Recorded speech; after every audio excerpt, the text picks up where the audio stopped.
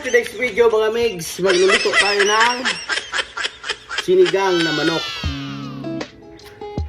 Meron tayo ditong kamatis, sibuyas, bawang, luya, at ito at ito, alam nyo na to, at paminta, at walang ibang gulay. Ito lang ang gamit natin, Bechikoy Botchoy. Let's go! Ito na mga migs, magluto na tayo. Magluto na tayo ng luya. Muna natin yung luya para mabango ka agad. So migs, sunod na natin yung bawang ba. So, isa lang hanggang sa maluto rin yung bawang. Sa part ito ay lagay na natin yung sibuyas. At ilalagay na natin ang kamatis. Marami-rami yung kamatis yan para maganda ang kulay ng ating sabaw. Okay mga migs, sa part ito ay ilagay na natin ang ating manok.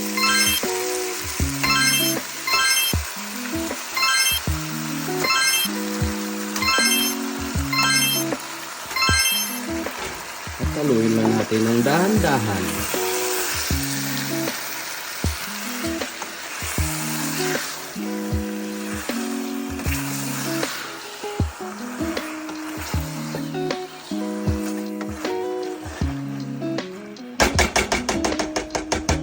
At lagyan na agad natin ng sabaw.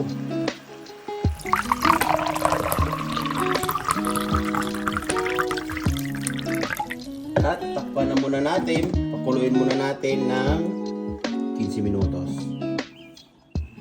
Pagkalipas ng 15 minutos, mga migs, ito na nga, panahon na at ilagay natin ang ating timpla. Nor, paminta, at gamit lang tayo dito ng patis. Yun lang.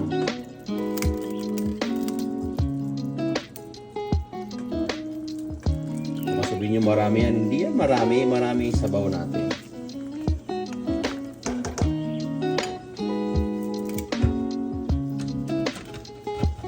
At ilagay na rin natin to para mabango na rin. Maglagay na rin tayo ng ating pampaasin. Tansyan lang. Okay na yan. Tikman na lang natin mamaya.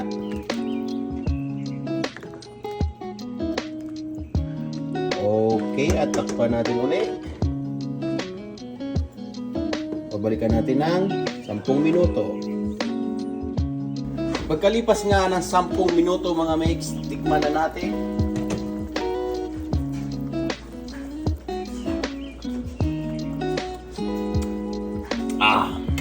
Good. At lagay na natin tong Bechikoy Botchoy. Let's see kung ano to.